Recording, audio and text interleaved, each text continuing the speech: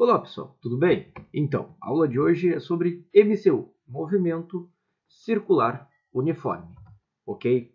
Bem, começando então com a primeira definição, né? A trajetória será circular, como o próprio nome do movimento já diz, certo? E nesse tipo de movimento, né, nós temos a velocidade se mantendo constante, porém apenas em módulo, né? Ou seja, a intensidade da velocidade ou o valor numérico dela, né, variando apenas de direção e sentido, como podemos ver, né, que ela está o tempo inteiro apontando para lugares diferentes. E aqui uma pequena característica do círculo, né, é o que? A sua propriedade chamada raio, que é a distância do centro desse círculo até qualquer ponto na sua periferia, né? A distância do centro até a borda do círculo, vamos dizer assim, onde esse raio, né, em unidades no sistema internacional, é o metro, que a gente vai medir a maioria das vezes, certo? Pois bem, junto agora com essa questão do movimento circular, a gente vai ter um conceito novo aqui para trabalhar no movimento, que é a questão do ângulo, né? Claro, já foi visto isso quando foi falado sobre o movimento oblíquo, a decomposição do movimento, onde tinha-se um ângulo ali de referência em relação à reta horizontal. Porém, aqui, o ângulo ele não vai se caracterizar apenas por essa questão, né? Mas também por uma questão de deslocamento junto. Então, iremos definir aqui, certo? Bem, aqui colocando novamente, a velocidade se mantém constante em módulo, variando de direção e sentido, certo? Mas o que é o ângulo em si, né?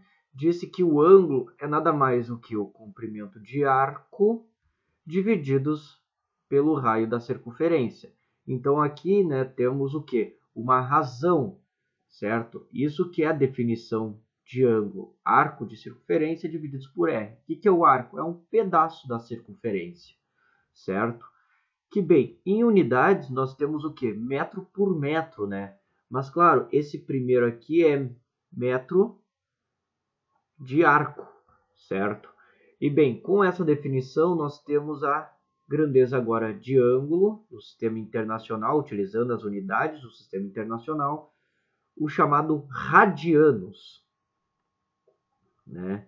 Que é como a gente nomeia, que é a forma agora de medir, opa, faltou um A aqui, radianos, que é a forma de medir ângulo, né, para nós, certo?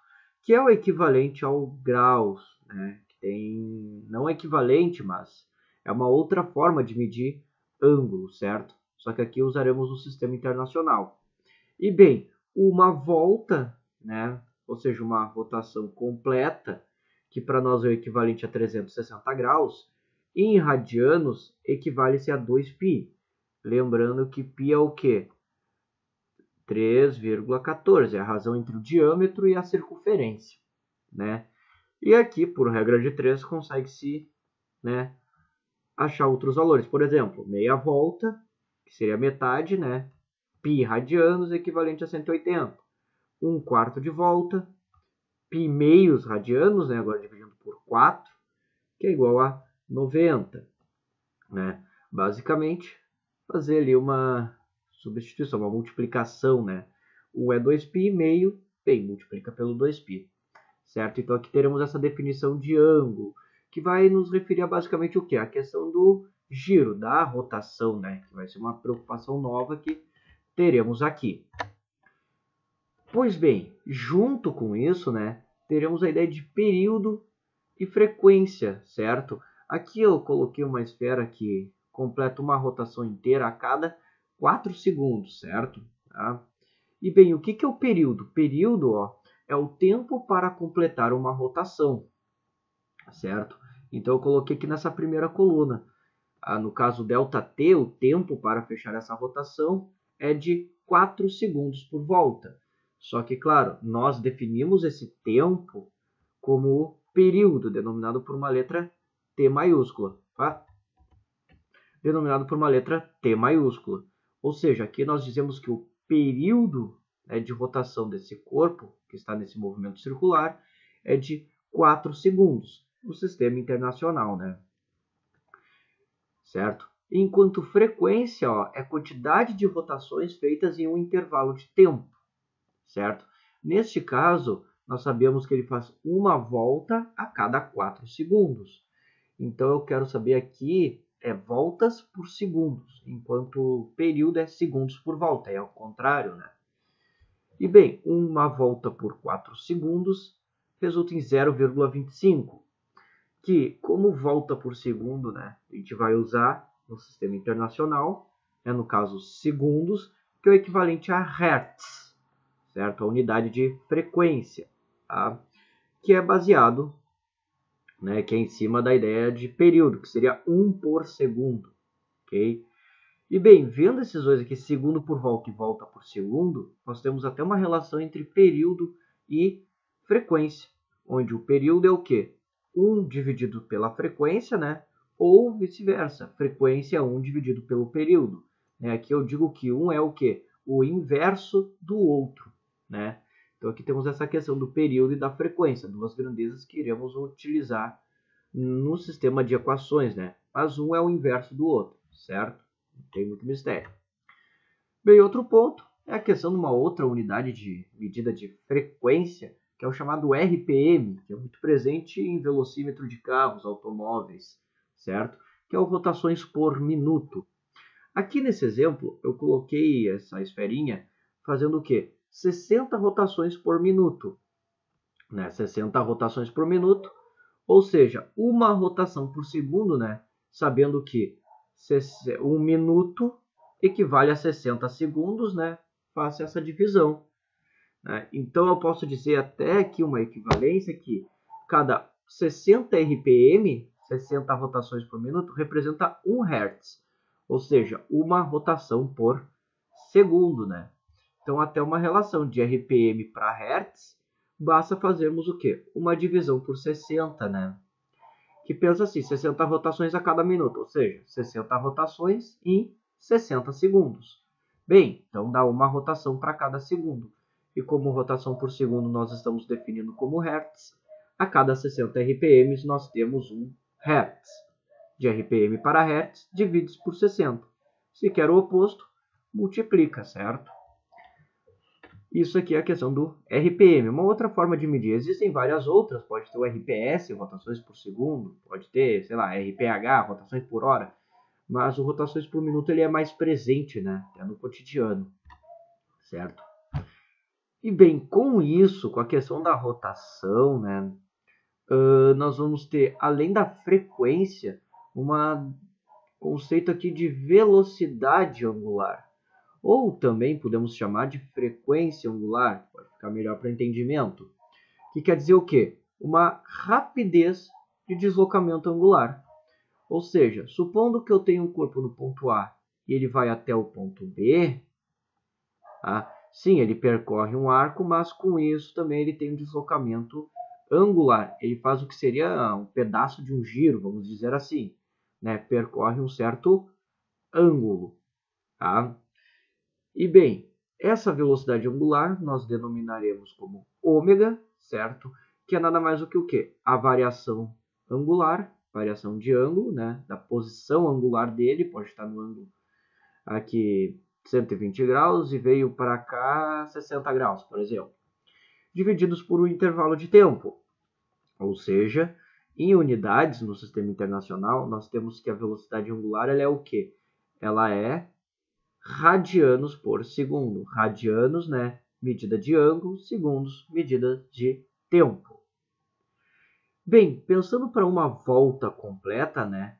Como a gente viu que anteriormente para uma volta temos 2π radianos, e bem, o tempo para fechar uma volta é nada mais do que um período t, a velocidade angular pode ser calculada dessa forma também. 2π, né? A quantidade em radianos de uma volta completa, divididos pelo período, o tempo para fechar essa rotação. Né? Esse período aqui é o tempo para completar a rotação. 2π é o quanto de ângulo ele percorre em uma rotação. Então temos aqui uma primeira relação, né? Que daí utilizando ômega, velocidade angular, ou frequência angular. Tá? Uma outra questão que daí vem junto com a ideia da velocidade angular, né, uma coisa que eu vou passar um pouco mais rápido, que não é muito visto, mas a ideia da função horária angular, ou seja, a posição angular, né, de acordo com a velocidade angular e o tempo. Bem, o que ocorre? Por convenção, né, a linha horizontal do lado direito sempre representa o ângulo igual a zero, a posição angular inicial igual a zero, e o sentido positivo como sendo o sentido anti-horário, né? Então, bem, se pensar num corpo que estava em A e ele foi até B, né, ele percorreu uma certa quantidade angular, ou podemos até tomar o sentido oposto aqui, como eu falei.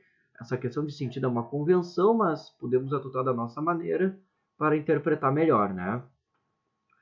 Bem, o que ocorre? A posição angular θ, ou deslocamento angular, né, melhor dizendo, é igual a posição angular inicial mais ômega-t. Análogo à função da posição para o MRU, por exemplo, onde tinha que D era o quê? Distância inicial mais velocidade vezes tempo, certo? E bem, para uma volta, né, lembrando, equivale a 2π radianos. Então, se eu tiver a posição 0, eu posso dizer que é equivalente à posição 2π, a posição 4π, e por aí vai, né? Posição 2nπ, tipo, de 2 em 2π, vamos dizer assim. Que cada 2π ele completa uma rotação, então ele volta para a posição inicial, né? 2π, 4π, 6π, 8π, por aí vai. De forma que a gente pode até escrever a função angular sempre. Se eu tenho ômega-θ, bem, é a mesma coisa que 2π mais ômega-θ, pois a posição será a mesma. Então eu posso pegar qualquer posição angular e equivaler, né, dizendo que ele é igual à própria função mais 2π, por exemplo, para uma volta, ou 2nπ, certo? Que isso aí eu posso utilizar para resolver algumas questões, né? Por exemplo, aqui é um exemplo onde eu tenho A e B em posições θi diferente, né? Delta θi A, delta θi B. Aqui eu vou medir, considerar aqui a posição, o eixo, a direção positiva. Então, o ângulo medido sempre no sentido anti-horário, né? Bem, quando acontece um ponto de encontro, né, que é o que a gente vai ver aqui, certo? Eu tenho o ponto A e o ponto B saindo de locais diferentes e se encontrando no mesmo ponto, né, no mesmo local. Bem, isso é o mesmo que dizer que a posição angular dos dois será a mesma, né? Se eu estou trabalhando com a questão angular apenas. Ou seja, abrindo essas equações, temos θ e B, posição angular inicial de B mais velocidade angular de B vezes o tempo, igual a θ e A mais ômega-t, posição inicial angular de A mais a velocidade angular vezes o tempo, né? Então, a gente pode fazer essa igualdade. Ou também, como a gente tem a ideia de podermos somar 2π na posição inicial, né? Podemos, ao invés de considerar θ e B como toda essa volta, poder considerar θ e B apenas como este valor aqui. Só que, claro, como estamos medindo no sentido no sentido horário, sentido negativo, θ e B terá de ser negativo, enquanto θ e A terá de ser positivo, né? Então, eu posso sempre medir o menor ângulo, mas sempre cuidar para onde é que eu estou levando, né? Se é para o sentido positivo ou negativo, né? Ok? E outra questão aqui, que daí utilizando a questão do 2π, né? É que quando, por exemplo, A e B partem do mesmo ponto, porém com velocidades diferentes, né? Obviamente, um deles vai acabar tomando a frente, assim dizendo, vai efetuar uma volta primeiro e vai conseguir alcançar o outro corpo, fazendo o encontro B. Só que o que acontece? Por exemplo, vamos supor, pelo que eu botei aqui nas equações, que ômega B seja maior que ômega A, certo? O que ocorre?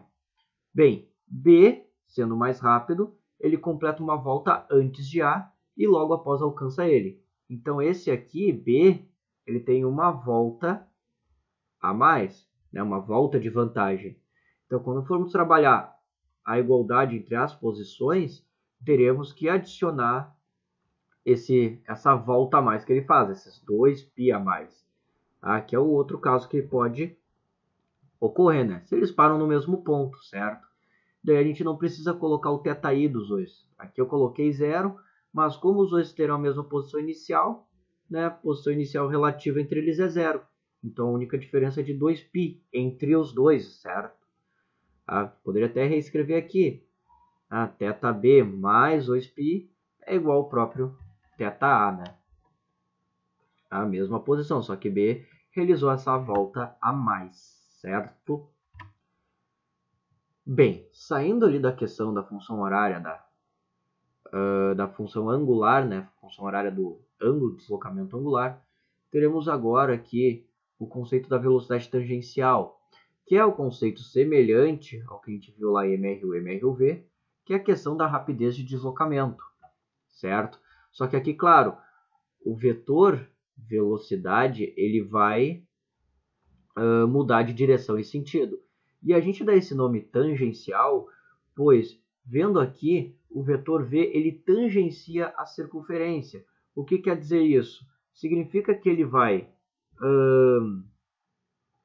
passar pela circunferência tangenciando, ou seja, passando por apenas um ponto. Por isso o nome velocidade tangencial aqui. E também damos esse nome para quê? Para diferenciar da velocidade angular, certo? Mas aqui é aquela velocidade normal, vamos dizer assim, que a gente conhece, a rapidez de deslocamento, né? Agora sim eu vou me preocupar com quanto de distância esse corpo está andando, né? Ao invés de só me preocupar com a sua rotação. Bem, a velocidade tangencial, como o módulo é constante aqui no MCU, velocidade tangencial será uma razão entre a distância percorrida e o intervalo de tempo, né? A distância percorrida, agora sim, a distância de arco percorrido, né? O quanto que ele andou, não só o quanto que ele girou, vamos dizer assim. E bem, para uma volta completa, né? Esse ΔD, esse comprimento de arco, é nada mais do que o comprimento de toda a circunferência, ou seja, todo esse valor. Que bem, a gente calcula através de uma fórmula, que é a fórmula da circunferência, né? Que é 2π vezes o raio, né? Raio é a distância do centro até a periferia desse círculo, certo? E bem, essa distância é percorrida num período de tempo t maiúsculo, né? Que é o período mesmo, como a gente denominou, que é o tempo para realizar essa volta inteira. Então a velocidade tangencial é o quê? Comprime a circunferência, o comprimento da circunferência, divididos pelo período. Tendo aqui essa primeira equação, 2πr sobre t.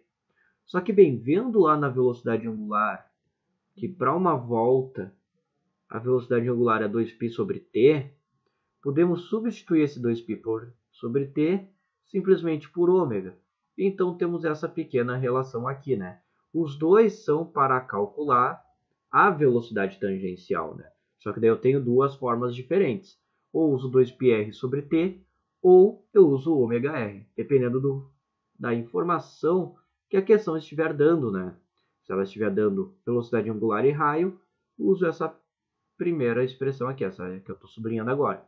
Se ela der o raio e o período, bem, eu uso essa expressão para calcular a velocidade tangencial, né?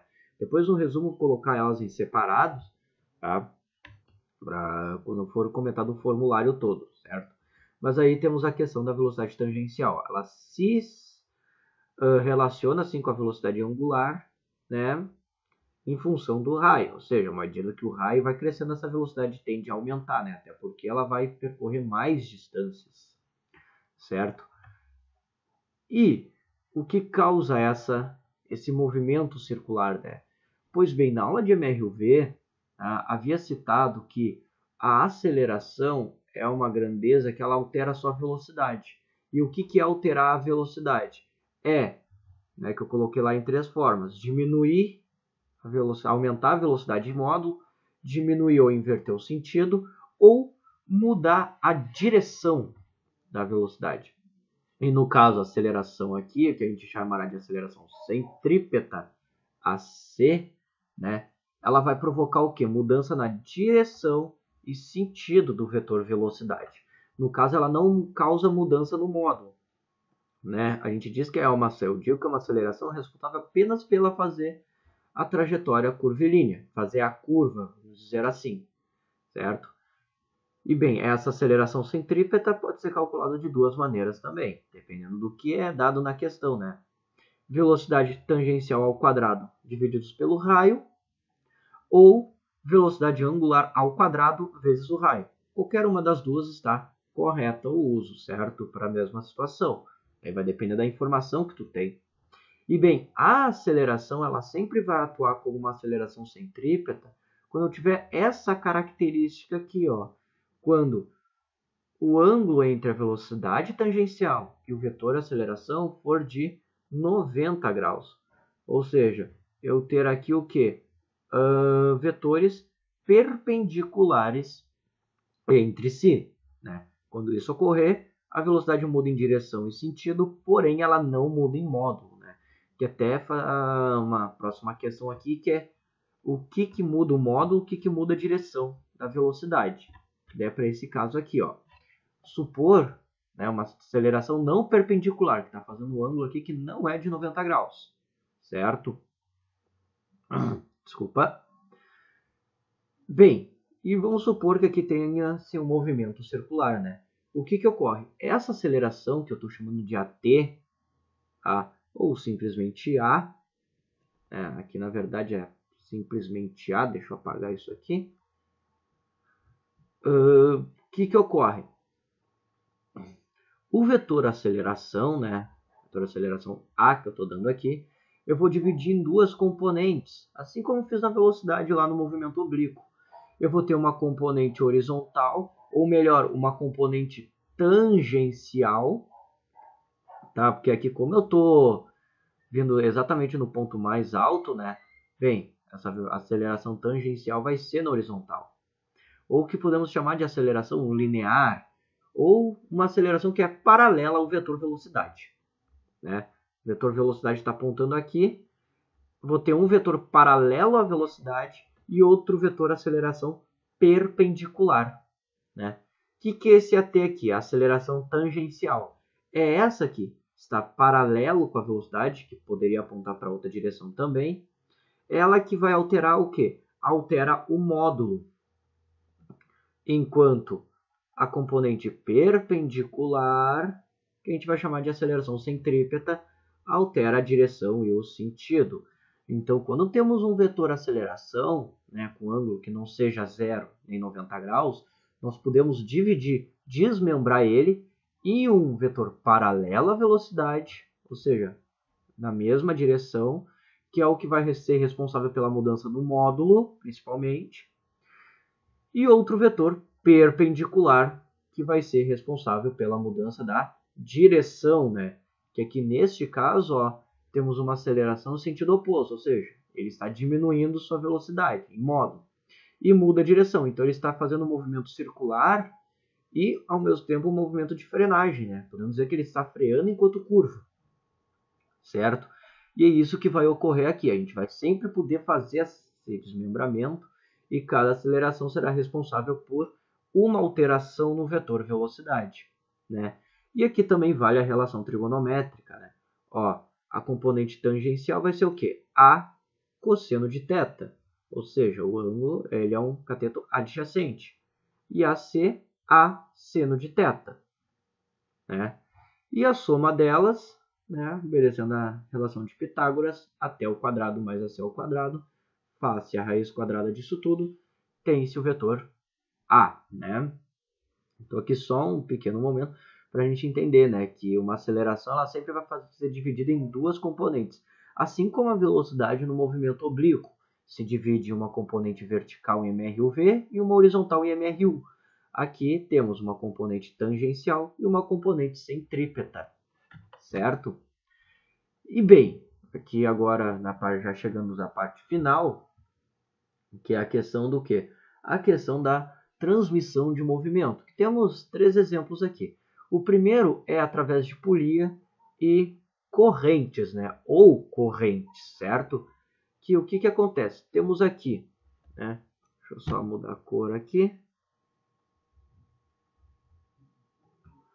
O que nós temos? Nós temos dois sistemas de polias, né? Duas polias, as duas estão girando no sentido horário, no mesmo sentido, e aqui temos a correia ligando os dois, né? Ou seja, um é posto para girar por causa de algum motor, alguma força externa, né? E o outro acaba o quê? Rotacionando junto, através da correia que está transmitindo esse movimento. E bem, o que acontece? Uma correia ela vai possuir uma certa velocidade tangencial, que é a mesma em todos os pontos dessa correia. Opa, fiz errado ali. É um T, é um V. Que vai ser a mesma em todos os pontos da correia. Então, na periferia, se eu chamar aqui de um ponto A e aqui um ponto B, né, o que nós teremos? Que a velocidade tangencial no ponto A é igual à velocidade tangencial no ponto B. Tá? E bem, lembrando da relação que velocidade é o quê? Ômega vezes R, podemos abrir essa equação, ó. Ômega A, RA igual a ômega B, RB. Uma relação entre quem? As velocidades angulares e os raios, certo? Que aqui até tem-se uma ideia de proporcionalidade, que quanto maior for o raio, menor será a velocidade angular dessa mesma polia. E o contrário também acontece. Quanto maior a velocidade angular, menor o raio. Dá para se pensar que quanto menor a roda, menos ela tem que andar para completar o giro em relação à outra, como todo mundo está com a mesma velocidade tangencial, né? E bem, outro ponto é lembrando aqui, que eu comentei, que ômega é 2π sobre t. Como a frequência é o inverso do período, então podemos calcular dessa forma aqui também. 2π vezes f, né? E bem, como teremos 2πf nos dois lados, 2π corta, os 2π do outro lado, e temos uma outra relação, né? Semelhante, só que daí trabalhando com o quê? Com a frequência, certo? Tá? Onde eu tenho, em vez de velocidade angular, apenas a frequência de rotação, ok? Que daí é uma outra forma da gente também analisar o movimento, né? Que aqui obedece às mesmas proporções que a velocidade angular e o raio. E bem, da aceleração centrípeta, temos que velocidade ao quadrado é igual a r. Disso, né, passando r para o outro lado multiplicando, v quadrado é o quê? AC vezes r. Bem, como as velocidades são iguais, né, podemos dizer que as velocidades ao quadrado também são iguais. Logo, a aceleração centrípeta de A vezes o raio de A é igual à aceleração centrípeta de B vezes o raio de B. Claro, isso trabalhando sempre na periferia. Aqui está sendo RA, aqui está sendo RB.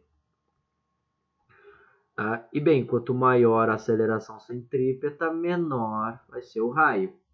E vice-versa aqui também. Quanto menor a aceleração, maior o raio, para qualquer um dos dois. Certo? Que daí é uma outra questão de proporcionalidade entre a aceleração e o raio, né? Isso aqui falando de polias e correntes. Outro exemplo que segue as mesmas proporções, né, que segue as mesmas relações, é os sistemas de engrenagens. Só que qual é a diferença? Para um sistema de polias ou correias, né, nós temos que todos os corpos que estão ligados pela mesma correia, esse aqui, eles giram todos no mesmo sentido. No sistema de engrenagens, a transmissão de movimento de um para outro, ó, vemos que a engrenagem B está rotacionando, vai empurrar a engrenagem C e olha só, temos o que? Aqui sentido horário, aqui sentido anti-horário. Aqui a mesma coisa, né? Ó, sentido anti-horário, aqui também sentido anti-horário. Então uma engrenagem, quando ela transmite movimento, ela transmite para todas as outras o movimento em sentido oposto, né? Isso que vale salientar. Então aqui a gente poderia dizer que a velocidade é igual à negativa da outra. Mas claro, como a gente trabalha em módulo aqui para facilitar, a gente não precisa considerar isso, certo? E aqui vale todas as mesmas relações, né? E até uma outra questão que, ao invés de se usar raio, né, o raio de um e de outro, que não foi colocado aqui, pode ser usado o que seria o número de dentes, né, no lugar. Que às vezes algumas questões dão simplesmente o número de dentes da engrenagem.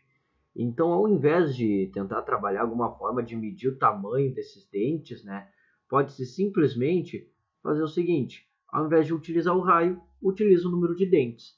Pois o que acontece? O total de dentes ali, né, é basicamente o quê? A circunferência. Então, a circunferência ela é proporcional ao número de dentes. Eu estou chamando de D aqui. E bem, a circunferência também é proporcional ao raio. Logo, o raio tem uma proporcionalidade, uma proporção não aproximada que eu coloquei, é proporcional ao número de dentes. Então, quanto maior o número de dentes, se todos do mesmo tamanho, né, que é o que tem que acontecer para ter essa transmissão, então maior é o raio, certo? Então, a gente pode fazer essa substituição aqui. Tá? Usar ômega A, ômega B, por exemplo, e ao invés de multiplicar os raios, multiplicar o número de dentes. E isso aí pode facilitar bastante coisa em alguns exercícios, né? Tem uma questão do Enem, vocês verem na playlist de MCU, tem uma questão do Enem que pode ser resolvido dessa forma.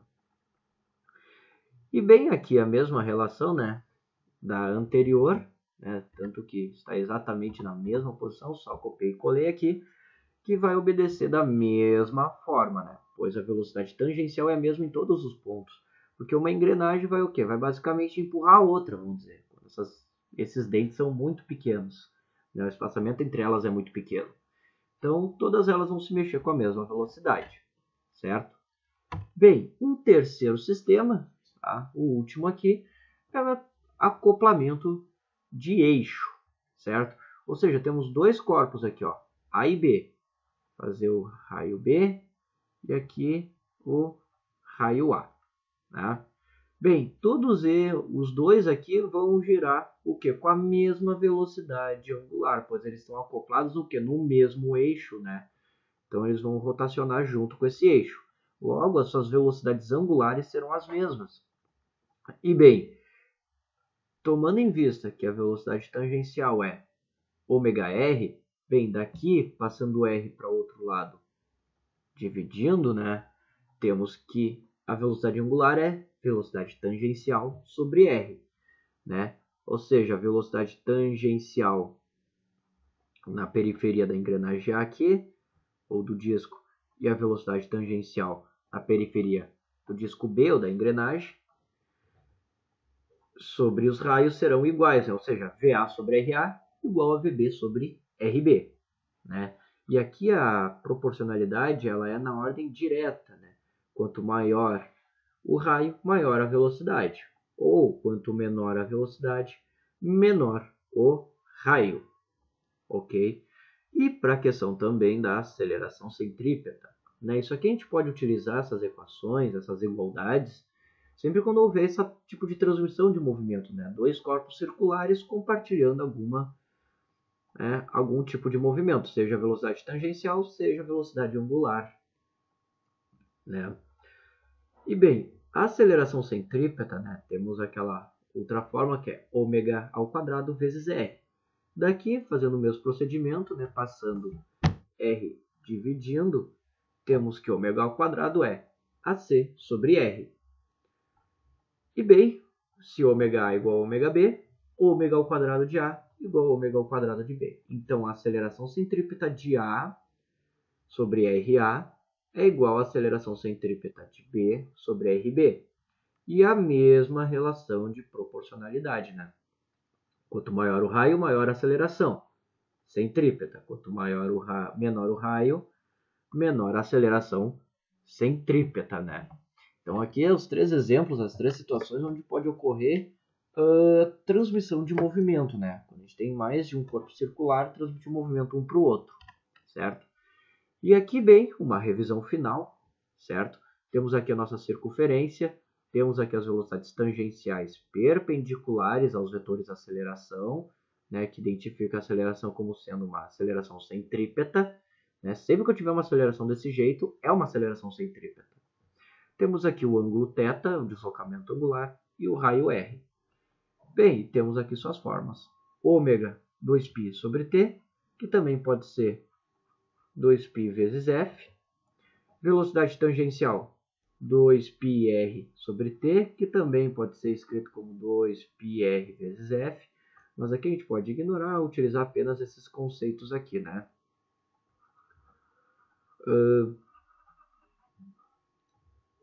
A aceleração, a velocidade tangencial, tanto 2πr sobre t, como pode ser calculado por ômega t. Temos essas duas formas de calcular. Aceleração centrípeta, v ao quadrado sobre r, ou ômega ao quadrado vezes r. E aqui as unidades de medidas, né? Para θ, ângulo, temos radianos. Para velocidade angular, radianos por segundo. Para velocidade tangencial, metros por segundo, que a gente já conhece. E a aceleração só tem essa forma de medir aqui que se usa, metros por segundo ao quadrado. Certo? Bem, pessoal, espero que eu tenha ajudado vocês. Quaisquer dúvidas, postem nos comentários ou mandem para o e-mail abaixo, certo? Desejo a vocês bons estudos e até a próxima!